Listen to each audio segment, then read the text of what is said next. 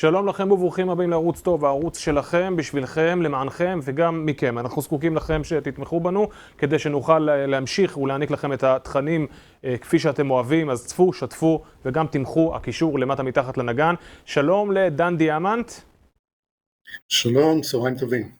לצורך הדיון הזה, הרעיון הזה, אנחנו נציג אותך בתור ויקיפד, פעיל בוויקיפדיה, ונסביר לצופים ולצופות שהקרב על התודעה בינינו לבין השמאל מתנהל כידוע בחזיתות רבות. קל מאוד לדבר על התקשורת ועל האקדמיה ועל בית המשפט, אבל גם ויקיפדיה, מיזם שכולנו מכירים ונעזרים בו מפעם לפעם, הפך להיות זירת קרב של ממש, והציבור הישראלי נמצא שם במיעוט ובהפסד, ואתה מביא איתך את הסיפור הזה. אבל לפני שנשמע ממך את הפרטים, כמקובל אצלנו בערוץ טוב, כמה מילים לנותן החסות.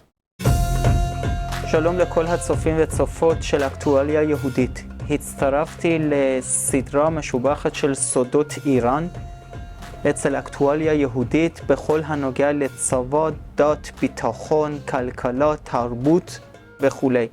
מזמין אתכם להצטרף לאקטואליה יהודית, לסדרת ההרצאות שלהם סודות איראן, ותכירו את איראן מבפנים. לא במבט החילוני ליברל ולא מהסיפורים של התמערבות, אלא מהזווית הפנימית. מה האיראנים חושבים, איך הם מתייחסים כלפי מזרח התיכון, מה זה שיעה איראנית, איך הם תופסים את מזרח התיכון ואת האויבים, כולל אותנו, את מדינת ישראל. רוצים לנצח את האויבים, אנחנו צריכים לדעת, ללמוד ולהכיר את האויב כפי שהוא, ולא על בסיס פרשנות, התמערבות של צד השני של העולם. מזמין אתכם לעקוב אחרי אקטואליה יהודית, סדרת סודות איראן. תודה, אליהו יוסיאן. אז דן, לפני שנצלול לתוך קרב האיתנים שמתנהל כרגע עם הבירוקרט שנושא את הכינוי גרפילד ומסתתר מאחורי מעטה אנונימיות, בוא תן קודם כל לצופים שלנו טיפה מושג. מי שמשתמש בוויקיפדיה וצורך ממנה מידע, ברוב המקרים לא יודע מאיפה המידע הזה מגיע וכמה אנרגיות וכמה אנשים מתנדבים ומשקיעים הרבה מאוד מזמנם מאחורי הקלעים. אז בוא ניתן כמה משפטים ונסביר את זה לצופים. אוקיי. אני צריך לפתוח ולהגיד שאנחנו מתייחסים לוויקיפדיה כאמת צרופה, למעשה כאנציקלופדיה. שהילדים שלי יוצאים לחפש מידע, במקרים הבודדים שהם כן יוצאים לחפש מידע על משהו, הולכים לוויקיפדיה, בהנחה שמה שכתוב שם נכון. אבל למעשה זו לא תמיד האמת. מכיוון שכל אחד יכול להצטרף לוויקיפדיה, או לכתוב תכנים או לערוך שם תכנים. עכשיו, במידה אתה אומר שזה חבל, אבל המציאות היא שאתה יודע, מי שאם או בלי להירשם יעשה איזה שינוי, מיד יש קפיצה כזאת, יש כל מיני אנשים פעילים שישר יקבלו אינדיקציה לשינוי, והם יכולים לבטל אותו, למחוק אותו, להחזיר את המצב לקדמותו. זה לא שברגע שמישהו משנה, הדברים נשארים לנצח. נכון, אבל זה לא כל כך פשוט, מכיוון שאם מישהו לא מסכים עם מה שכתבת או מה שערכת, אז הוא יכול לבקש לשנות את זה בחזרה, ואם יש אי הסכמה, אפשר לפתוח שיחה בנושא, ובנוסף לקיים הצבעה. עכשיו, בהצבעות האלה לא משתתפים הרבה אנשים. ברוב הצבעות שאני ראיתי, משתתפים גג בין 30 ל-50 איש מכל צד. ועל זה נופלות הכרעות. עכשיו, מה שאתה רואה בוויקיפדיה, זה לא בהכרח נכון. זה מה ש50 איש החליטו שהוא נכון. תן לי דוגמה למשהו תוצאה כזו של הצבעה, שאותך בתור אזרח, בתור מי שבקיא בחומר שבו עסקה אותה הצבעה, קומם במיוחד משום שהמידע שנמסר לציבור איננו נכון. אוקיי. אני אתן דוגמה של מידע חסר. לערך של אחמד טיבי הציעו להוסיף את העובדה שיש לו קרובי משפחה בעזה, כולל מישהי שהיא כרגע פעילה בחמאס. עכשיו, מהצד של השמאל הקיצוני החליטו שהמידע הזה הוא לא נאה ולא יאה, ולא צריך לשתף אותו בדף של אחמד טיבי. וזו העובדה. אז איך זה עובד? אז בא פעיל בוויקיפדיה שהוא איש שמאל קיצוני, מוחק את המידע, מה קורה אז? אם מישהו מתנגד למחיקה, אז מתחילים לקיים דיון בנושא. בדיון בדרך כלל לא מגיעים להכרעה כלשהי, למרות שאפשר להציע פשרות, אפשר להציע ניסוחים שונים. בסופו של דבר זה הולך להצבעה. במהלך שבוע כל מי שרוצה יכול לגשת לנושא הזה ולהצביע האם לשמור את השינוי, האם לשנות, האם להשאיר את המצב כמו שהיה. כן, ואיך קורה שדווקא קולות הזויים מהשוליים של החברה הישראלית, כאלה שלא חושבים שקרבתו של אחמד טיבי לאנשי חמאס היא נתון רלוונטי, בסופו של דבר מנצחים בהצבעות הללו?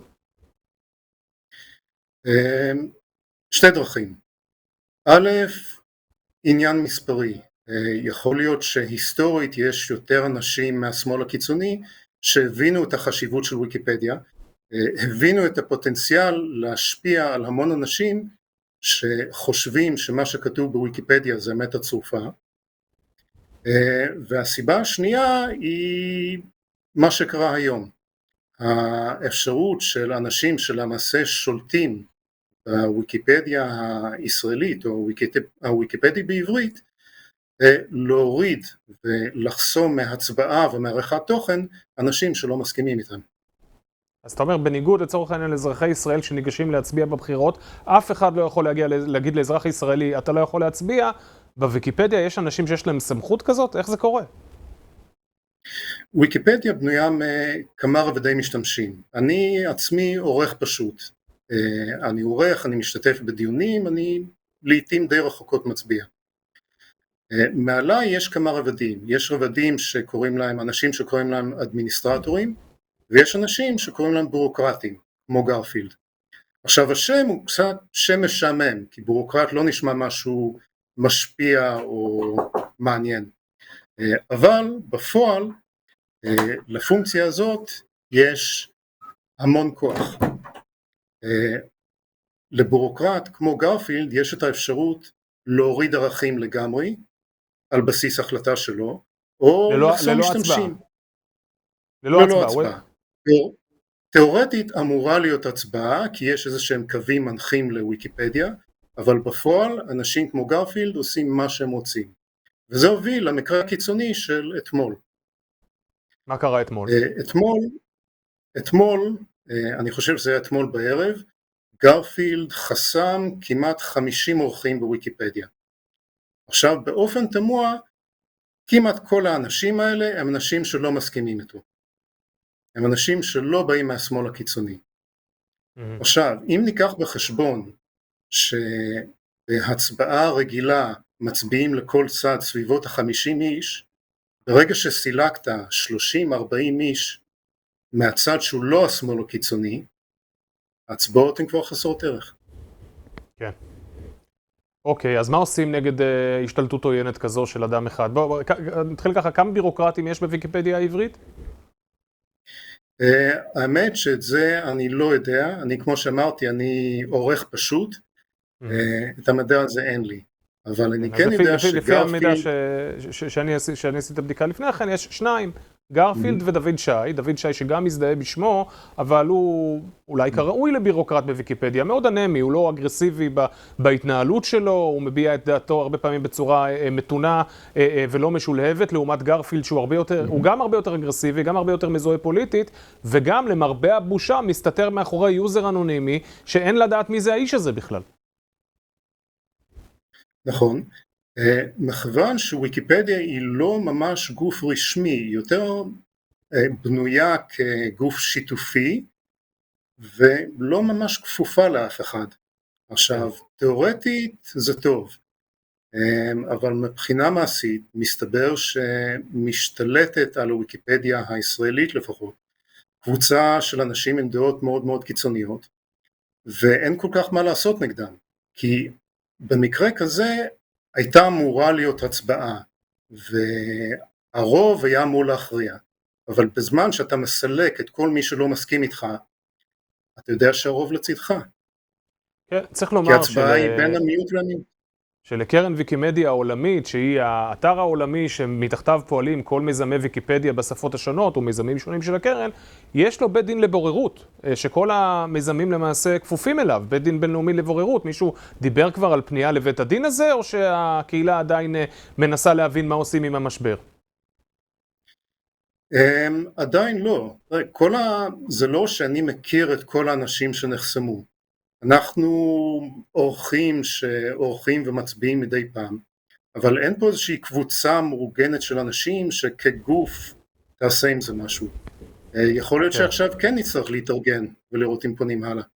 וצריך לומר שעבור רוב האנשים שפעילים בוויקיפדיה, האינטראקציה היחידה שלהם אחד עם השני היא דרך ויקיפדיה. בוויקיפדיה יש מערכת לשליחת הודעות, אבל היא לא דומה לוואטסאפ או למערכת השליחת הודעות של פייסבוק, ולכן מי שנחסם מוויקיפדיה יכול בכלל ליצור קשר עם משתמש אחר דרך ויקיפדיה, או שגם האפשרות הזו באופן פרטי, או שגם האפשרות הזו חסומה?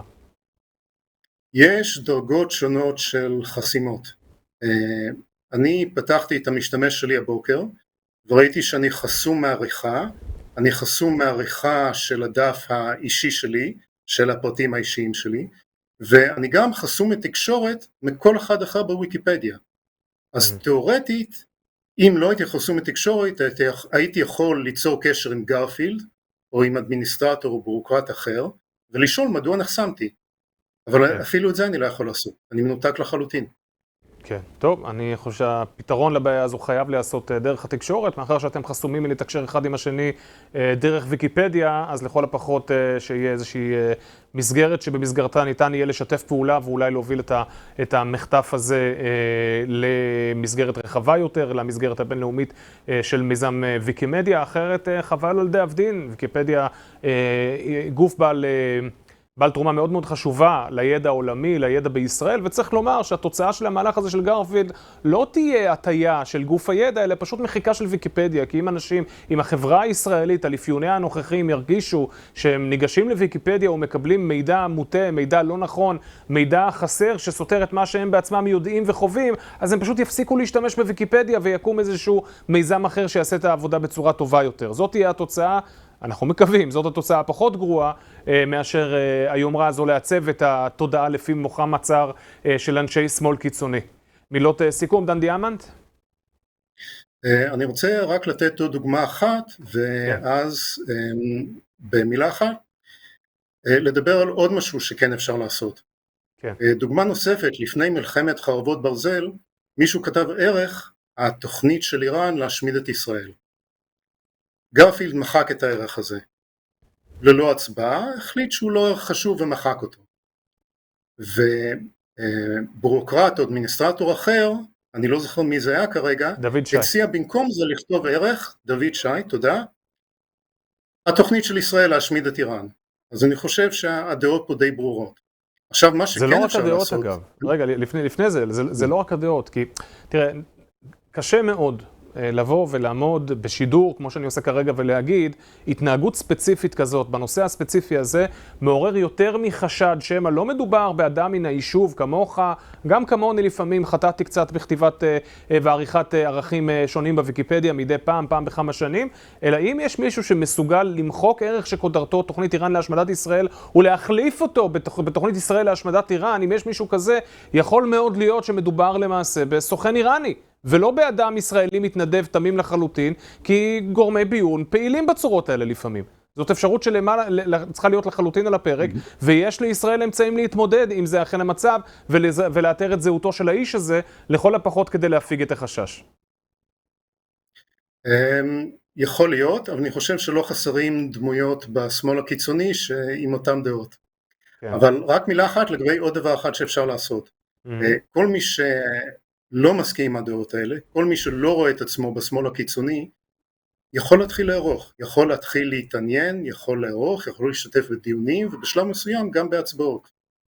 אנחנו צריכים אנשים שם שלא מסכימים עם הדעות האלה, ומסכימים עם דעת רוב העם.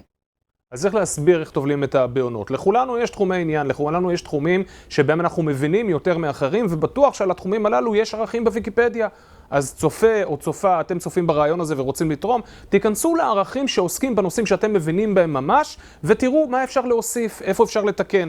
תיכנסו, תעשו יוזר בוויקיפדיה, זה בחינם, תתקנו קצת, תצברו ותק מסוים, גם במונחי זמן וגם במונחי מספר שינויים שעשיתם בערכים השונים, ואחרי כמה זמן תוכלו גם להשתתף בהצבעות, ולאגף את אדון גרפילד מימין, ולהבטיח שהוא לא יצליח לקחת בשבי את ויקיפדיה הישראלית. כך עושים את זה, וזו שליחות של ממש 10 דקות, רבע שעה ביום, בתחומים שאתם גם ככה עוסקים בהם, יכולים לעזור מאוד.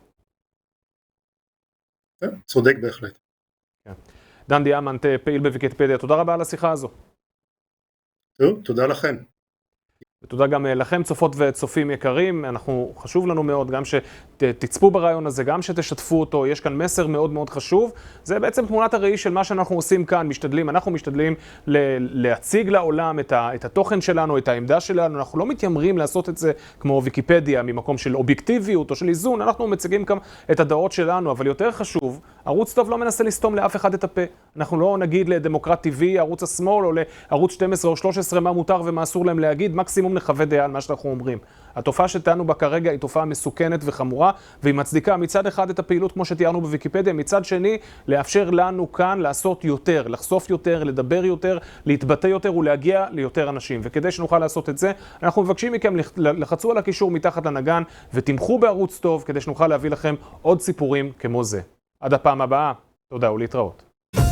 האויב הגדול, השטן מטהרן, ציר הרשע. אנחנו מכירים אותם דרך התקשורת השטחית מהסיסמאות הנבובות. אבל מאחורי כל אלה מסתתרת מעצמה עם היסטוריה מרתקת, תרבות ותפיסת עולם שאף אחד לא טרח ללמד אתכם. ערוץ טוב גאה מאוד להציג את סודות איראן, קורס מרתק ומעמיק עם טובי המומחים בישראל. 12 פרקים מאלפים בהנחיית אלעזר שטורם, עם אליהו יוסיאן, פרופסור דוד פסיג, דוקטור תמר אילם והפרופסור מאיר ליטבק ואחרים. לרכישה עכשיו בקישור כאן מתחת לנגן.